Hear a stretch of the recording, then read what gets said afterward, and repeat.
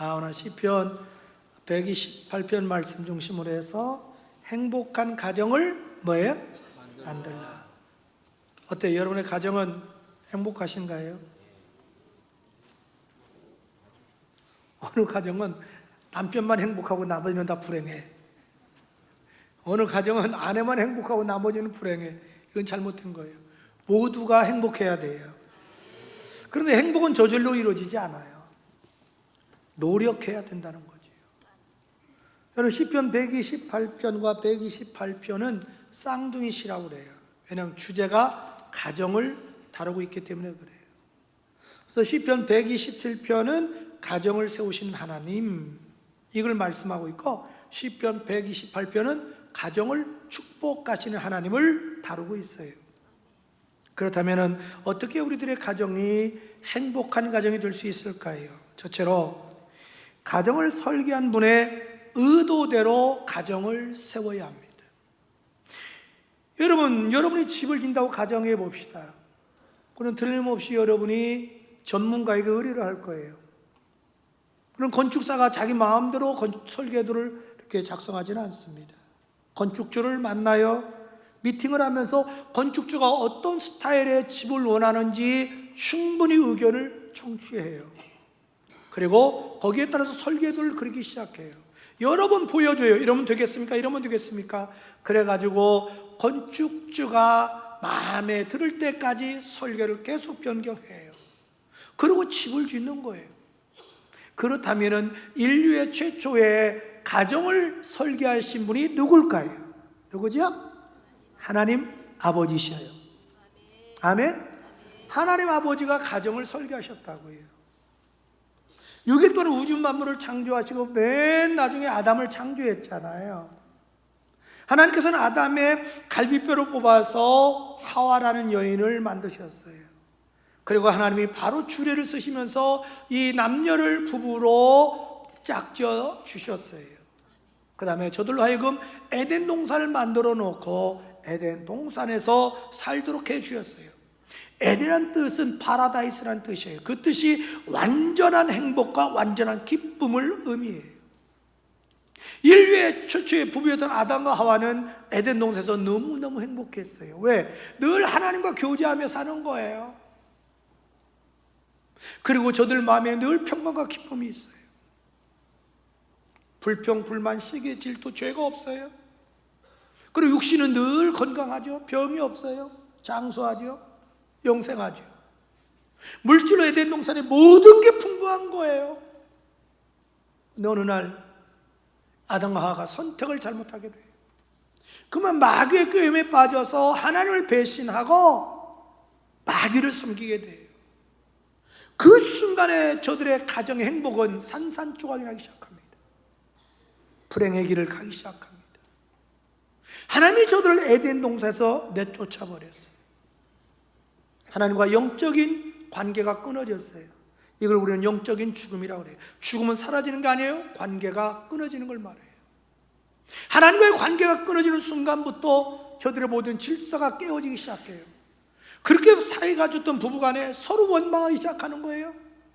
두려워해요. 무서워하는 거예요. 그리고 육신에 질병이 오기 시작하고 고통이 시작하고 죽음이 오는 거예요. 늘 죽음의 두려움 속에 사는 거예요. 그리고 물질적으로 가난과 저주 속에 가시와 엉겅기 속에서 피와 땀과 흘리며 살 수밖에 없는 처절한 지경에 이르게 되는 거예요. 여러분, 우리가 설계도대로 집을 짓지 않으면 부실공사가 될 수밖에 없지 않아요? 설계도로 집을 짓지 않으면 그 집은 엉망이 될 수밖에 없습니다. 하나님이 설계한 가정은 하나님이 주인을 모시고 살아야 돼요. 그리고 하나님 말씀대로 살아야 돼요.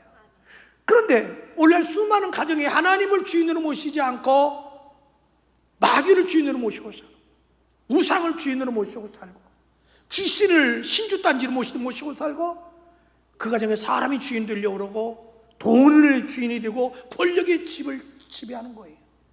그러니까 가정에 늘 혼란이 일어나는 거예요. 가정에 늘 분란이 일어나는 거예요. 가정의 질서가 깨져요. 그래서 그 가정의 가정에 보면 늘 우완주가 끊어지질 않아요. 하루하루 사는 게 힘겨워요. 지옥 같은 거예요. 여러분, 예수님이 왜 오셨을까요? 예수님 오신 이유는 우리의 가정을 회복시켜 주기 위해서 오셨습니다. 여러분, 예수님 우리 가정을 회복시켜 오셨어요. 그래서 예수님이 주 예수를 믿으라. 그러면 너와 내 집이 구원을 받으리라. 이렇게 말씀하십니다. 여러분, 예수님을 우리 개개인도 내 마음속에 구주로 믿어야 되지만 여러분의 가정이 다 예수 믿어야 됩니다. 자, 가족이 몇 명이 있는데 어떤 사람은 예수 믿어요? 그럼 예수님이 그 사람이 있겠죠? 어떤 사람은 예수 안 믿어요? 누가 마귀가 있는 거예요. 그러니까 그 집안에 종교적인 충돌이 계속 일어나니까 집안에 편할 날이 없는 거예요. 여러분, 마귀는 우리 생명을 도적질하고 죽이고 멸망시키는 자예요.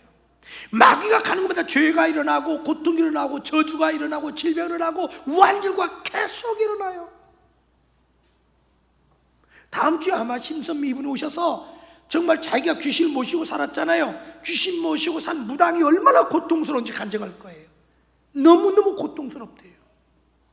반면에 우리 예수는 우리에게 생명을 주되 풍성히 주러 오셨습니다.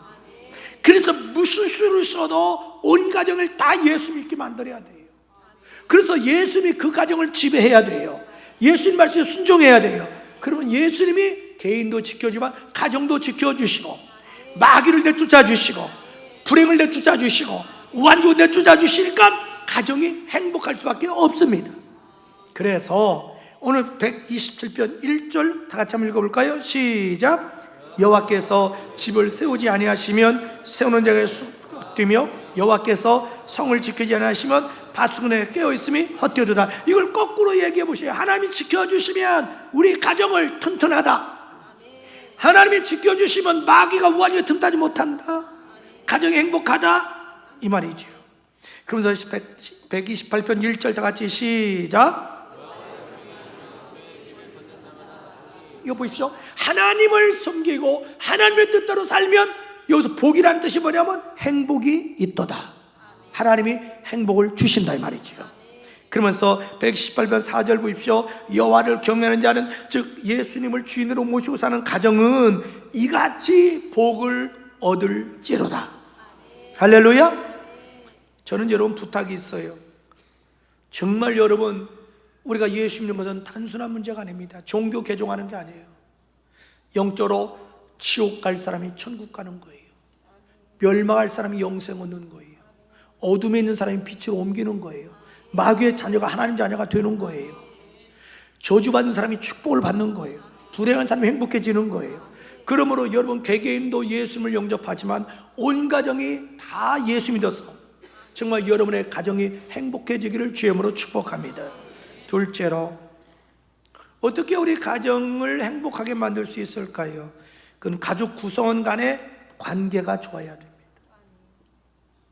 여러분, 가정도 벌써 부부면 둘 관계가 생겨요. 자녀가 생기면 셋, 넷 관계가 생겨요. 이 관계에 대해서 물론 성경은 얘기하고 있어요. 뭐 남편의 역할, 아내의 역할, 부모의 역할, 자녀의 역할. 그런데 공통적으로 중요한 것은 가족 관계에서 중요한 건 두 가지예요. 하나는 사랑이에요. 하나는 거룩이에요. 여러분의 가정 관계가 무엇보다도 사랑으로 맺어져야 돼요. 여러분, 사랑은 저절로 되지 않습니다. 사랑을 하기로 여러분 결심해야 돼요. 그리고 노력해야 돼요. 그럴 때 사랑하는 능력이 생기는 거예요. 성경에 보면 네가 사랑하는 마음이 생기면 사랑하라, 한마디도 그런 말 없어요. 명령이에요. 너 사랑하라는 거죠. 네가 결심하고 사랑하기로 노력하면 주님이 사랑하는 마음을 준다는 거지. 여러분, 오늘 본문에 보면 아름다운 사랑의 가정 모습을 이렇게 표현합니다. 자, 2절 3절 보세요. 내가 내 손이 수관대로 먹을 것이라. 네가 복도 형통하리로다. 내 집 안방에 있는 내 아내는 결실한 포도나무 같으며 내 식탁에 둘러앉은 자식은 어린 감람나무 같으려다. 아멘. 자, 이런 얘기예요. 그 가정에 농사를 져요. 과수원을 해요. 양을 키워요. 근데 하나님 은혜로 막 잘 돼요. 저녁에 집에 와요. 그랬더니 식탁이 차려져 있어요. 남편이 잘 가꾸고 벌어온 거 가지고 식탁을 잘 꾸몄어요. 가족이 둘러앉아요. 하나님께 기도해요. 그래서 감사함으로 서로 먹으면서 이야기해요. 주거니 받거니. 지금 이 장면이에요. 얼마나 아름다워요. 근데 요즘 가정은 그렇게 안 하잖아요. 한 자리에 모이기도 어렵지만 일주일에 한 번 모여도 아무 얘기 안 해요. 밥 갖다 놓으면 핸드폰에 정신없어요. 밥이 입으로 먹는지 코로 먹는지 눈으로 먹는지 몰라. 그다음에 밥을 먹고 나면 다 일어나 자기 방으로 가서 또 핸드폰. 그러니 여기에 무슨 뭐 행복이 있고 기쁨이 있겠어요? 응? 여러분, 남편에게 정말 필요한 게 뭔 줄 아세요? 그건 아내의 사랑이에요. 세상에서 피곤하고 지친 그 남편, 가정에서 따뜻한 아내의 사랑이 필요한 거예요. 여러분, 아내가 진정으로 필요한 게 뭔 줄 아세요? 남편의 사랑이에요. 남편이 돈 벌어주는 것도 고맙지만 사랑하지 않고 돈만 준다면 그건 비극이에요. 아내가 원하는 건 남편의 사랑이에요. 여러분, 자녀들이 정말 부모에게 원하는 게 뭘까요? 그건 사랑이에요. 근데 종종 우리는 배부른 소리 하고 있네, 지금 밥도 먹기 힘든데 내가 사랑하니까 돈 벌어오지. 물론 틀린 얘기는 아니에요. 그러나 돈 벌어오는 것도 사랑이지만 그 가까이 교제하면서 사랑한다고 고백하는 것이 더 중요한 거예요. 특별히 여러분, 이 자녀들은요, 엄마의 사랑을 많이 받아야 돼요. 엄마 뱃속에서 나왔기 때문에 본능적으로 엄마를 그리워해요.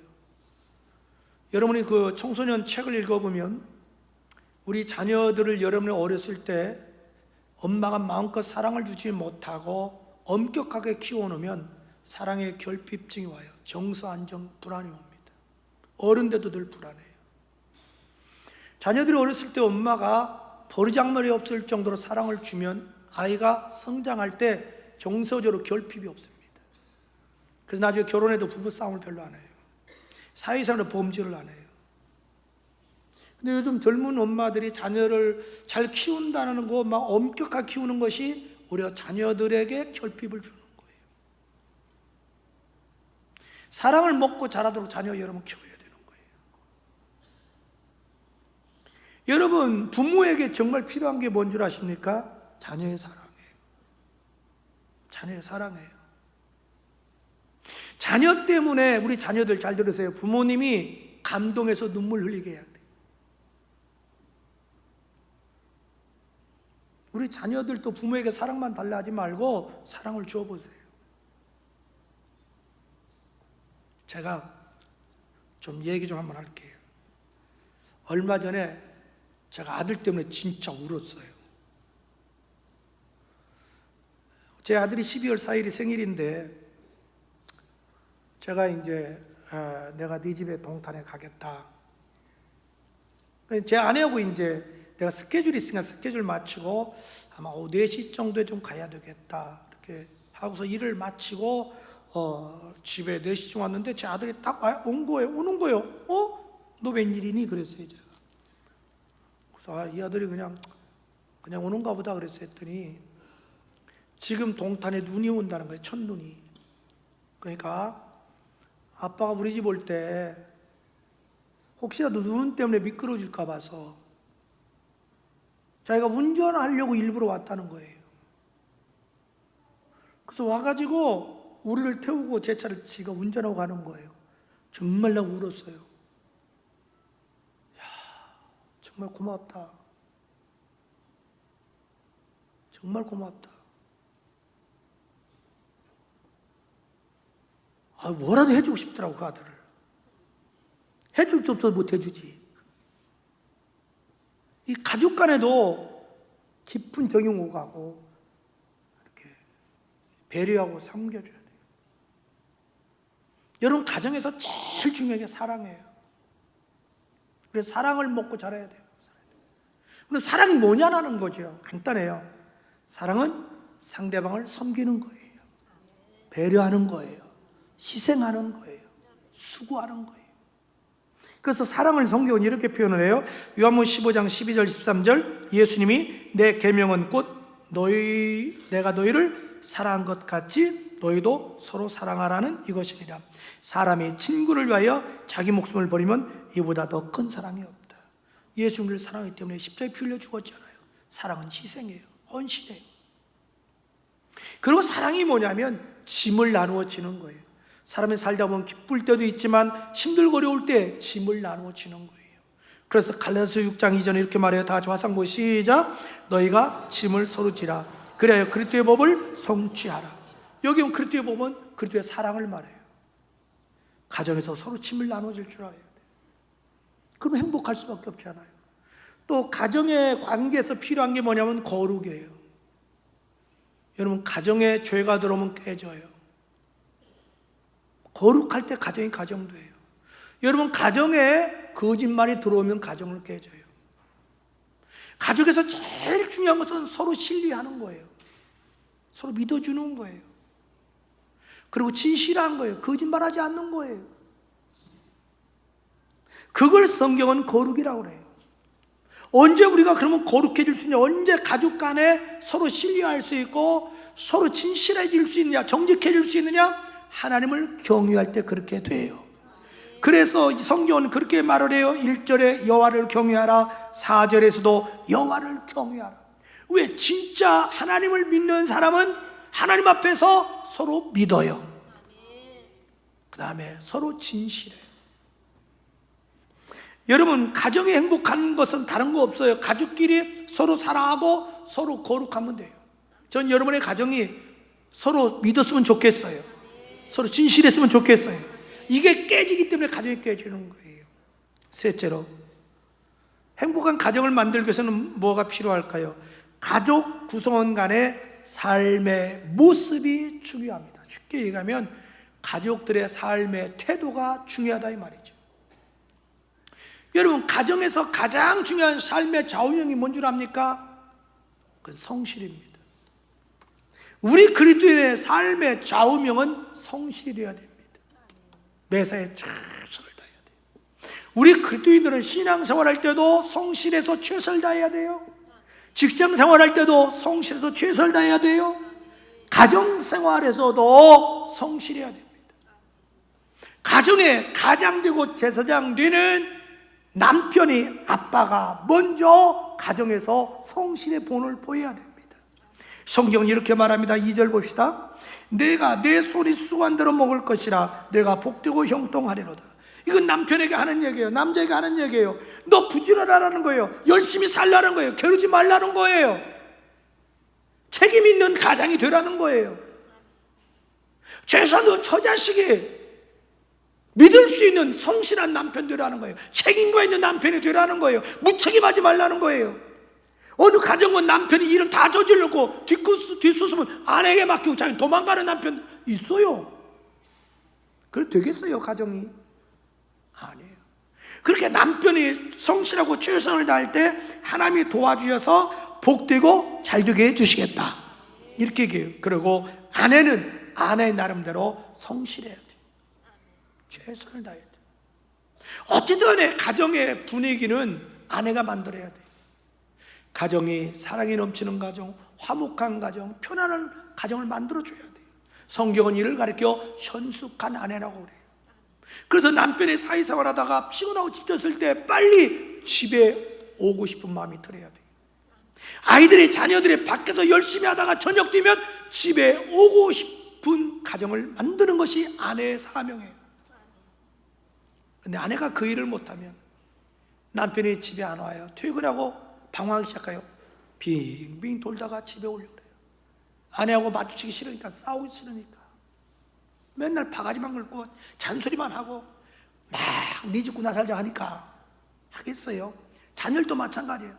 집에 가서 와서 우리 엄마가 아유 얘들아 어서 와, 아유 맛있는 거 해놓고 기다렸어 이러면 오고 싶은데 집에 가면 막 잔소리만 하고 막 짜증만 내고 그러니까 자녀들이 밖에서 방황하고 가출하는 거예요. 아내도 성실해야 돼요. 어떻게든 가정을 살리려고 노력을 해야 돼요. 그 아내를 가리켜 성경이 이렇게 말해요. 3절 봅시다. 내 집 안방에 있는 내 아내는 결실한 포도나무 같으며. 아내가 뭐 같아야 돼요? 열매 맺은 포도나무 같아야 돼요. 여러분, 포도나무는요, 나무는 쓸모가 없어요. 열매예요. 그 포도 가지고 중동에서는 물이 좋질 않아요. 탁해요. 그래서 포도 주스를 만들어 먹는 거예요. 그 다음에 이 포도주는 제사 지낼 때 필요해요. 아내가 그렇게 꼭 필요한 아내가 되라는 거예요. 또 자식도 마찬가지예요. 자식도 자기 위치에서 최선을 다해야 돼요. 공부하는 학생은 최선을 다해서 공부하고, 직장대로 우리 젊은 자녀들은 직장생활 열심히 해서 성실의 본을 보이라 이 말이죠. 그런 자녀를 가리켜서 3절 봅시다. 이렇게 말해요. 내 식탁에 둘러앉은 자식은 어린 감람나무 같으리로다. 여러분, 감람나무가 얼마나 중요한지 아세요? 이거 올리브 나무예요. 올리브 열매는요, 그 자체 가지고 반찬을 만들어요. 올리브를 가지고 기름을 짜면 이 기름 가지고 이 성전에 불을 밝혔어요, 그 당시에. 그 다음에 이 기름 가지고 음식을 만들어요. 기름 가지고 여러분, 우리 화장품을 만들어요. 그 기름 가지고 상처날 때 바르면 낫는 거예요. 다시 말해서 우리 자녀들이 성실해서 가정뿐만 아니라 직장, 사회생활에서 각 분야에서 필요한 사람, 고지를 점령한 사람이 되라 이 말이에요. 우리 젊은이들 인생 낭비하지 마세요. 시간 낭비하지 마세요. 에너지 낭비하지 마세요. 저는 가장 안타까운 것이, 전에 우리 교회 있던 둔산동 갤러리 앞에 가보면 그냥 그 유흥업소에 많잖아요. 밤새도록 360일 젊은이들이 낮에 실컷 돈 벌어가지고 밤에 먹자 마시자 쾌락을 정욕을 쫓아 사는 거예요. 그러니 그 장래가 뭐가 되겠어요? 우리 젊은이들 너무 여러분 컴퓨터에 여러분 빠지지 말고, 중독되지 말고, 게임에 중독되지 말고, 시간 관리를 본인이 해야 돼요. 그건 내가 관리하지 남이 해주는 거 아니에요. 그래서 어디 가도 여러분 성실한 사람이 들어야 돼요. 아침에 내가 본인이 일어나야지. 아침에 일어나지 못하고 맨날 엄마하고 막 전쟁하고, 그럼 엄마가 목이 쉬고 옥타브가 올라가면 되겠어요? 내가 스스로 알아서 내가 할 일을 챙겨야지. 여러분, 가정은 저절로 행복해지는 게 아니에요. 가정 나름대로 성실을 전혀 가지고 살아야 돼요. 전 여러분 부탁이 있어요. 여러분 성실하세요. 정직하세요. 최선을 다하세요. 신앙생활도 최선을 다하시고 성실하시고, 가정생활도 성실하고, 사회생활도 성실해서 인정받는 사람이 되어야 돼요. 그래서 성경이 이렇게 말해요. 로마서 12장 11절에 부지런하여 게으르지 말고 열심을 품고 주님을 섬기라. 그 다음에 골로새 3장 23절 다 같이 화상 보고요. 시작. 마음을 다하여 죽게 하듯 하고 사람에게 하듯 하지 말라. 모든 일을 정직하게 최선을 다하는 여러분 되기를 축복합니다. 셋째로, 우리가 행복한 가정을 만들기 위해서 뭐가 필요할까요? 비전과 꿈이 있는 가정이 되어야 됩니다. 비전과 꿈이 있어야 돼요, 가정에. 그 비전과 꿈이 뭐냐? 바로 6절 봅시다. 시작. 내 자식을 볼지어다. 이스라엘에게 평강이 있을지어다. 이게 뭐냐면, 여러분 가정의 비전과 꿈이 뭐예요? 그건 계승해야 돼요. 계승하는 집안이 돼야 돼요. 뭘 계승할 거냐? 먼저 혈통을 계승해야 돼요. 혈통 계승해야 돼요. 여러분, 혈통이 끊어지면 그 집안 끊어지는 거죠. 그래서 우리 젊은이들 물론 결혼 안 하는 것도 자유지만 할 수 있으면 결혼하세요. 할 수만 있으면 2명, 3명 많이 나세요. 어쨌든 간에 대한민국은 굶어 죽지는 않아. 어쨌든 간에 힘들어도 나라에서 책임지죠. 그런데 만약에 야곱이 요셉을 안 낳았으면 어떻게 됐을까요? 그 집안 굶어 죽었어요. 11번째 요셉을 낳기 때문에 산 거지. 그러니까 믿음으로 나세요. 요즘 국가에서 3명 나면 돈 주잖아. 그리고 신앙이 개성돼야 돼요. 여러분, 하나님께 복 받으려면 신앙이 개성돼야 돼요. 근데 요즘 우리나라는 거꾸로 가고 있어요. 우리 기독교인들이, 자녀들이 공부를 안 하면, 학원을 안 가면 막 세상이 뒤집어진 줄 알아요. 막 난리나요. 한숨 쉬어요. 그래서 자녀들 아예 그냥 잡아. 초등학교 때부터 학원을 3군데, 4군데 보내요. 꼭 그래야 되나요? 뭐 나쁜 건 아니겠지만 생각은 해봐야 돼요. 요즘 여러분, 현재 여러분이 가지고 있는 직업이 10년, 20년 가면 반절은 없어집니다. 새로운 직업이 생겨요. 요즘 공부만 잘한다고 여러분 성공하는 게 아니에요. 그림 하나 잘 그리면요 엄청나게 성공해요. 간단해요. 조그만 구멍에다 공 하나만 넣으면 억수같이 돈 번다. 네. 요즘은 스포츠 잘하면요 세계적 인기 스타 돼요. 그러니까 직업이 다양하니까 자녀들을 재능 따라 키우려고 해야지 그냥 공부에다 목숨 걸지 말라 이 말이에요. 그러면 내 이상해요. 신앙생활은 너무 자비로워. 자녀들이 교회 안 와도 걱정하지 않아요. 염려하지 않아요. 자녀들이 교회 가자면 엄마 신앙은 자유잖아. 그러면 알았어, 네가 알아서 해야. 그건 자녀 망치는 거예요. 여러분, 신앙이 들어가야 하나님이 도와주셔요. 신앙이 들어가면 사람의 심지가 견고해져요. 정신이 바로 바뀌어요. 인격이 갖추어져요. 여러분 교회에서는 어디에서 여러분의 자녀를 인격 가르칠 겁니까? 목숨 걸고 신앙을 가르쳐야 돼요. 다른 건 양보해도 신앙은 양보하면 안 돼요. 그래서 성경은 이렇게 말을 해요. 신명기 6장 6절 이하에 오늘 내가 네게 명하는 말씀을 너는 마음에 새기고 네 자녀에게 부지런히 가르치며 집에 앉아있을 때든지 길을 갈 때든지 누워있을 때든지 일어날 때든지 이 말씀을 자녀들에게 강론할 것이며 너는 또 그것을 내 손목에 매어 기호를 삼으며 내 미간에 붙여 표로 삼고 또 내 집 문설주와 바깥문에 기록할지니라. 그 다음에 자녀에게 뭘 여러분 개선시켜야 되냐면 좋은 습관을 개선시켜줘야 됩니다. 여러분, 습관은 그 자녀의 미래와 운명을 결정짓습니다. 여러분, DNA보다 더 중요한 것이 습관입니다. 습관은 수십 년 동안에 의해서 이 몸에 배는 거지 저절로 되지 않습니다. 그래서 부모가 끊임없이 자녀들에게 좋은 습관을 가르쳐줘야 됩니다. 좋은 습관 가르쳐줘야 됩니다. 사랑하는 여러분, 저는 이 자리에 있는 여러분 가정들이 다 행복해지기를 축복합니다. 그래서 여러분 다 예수 믿으십시오. 여러분의 가정 전도하십시오. 가정에 다 예수 믿어서 믿음으로 하나 되시고 예수는 주인을 모시고 예수님 말씀대로 사는 가정 되기를 축복합니다. 그 다음에 여러분 해야 될 게 있어요. 사랑하세요.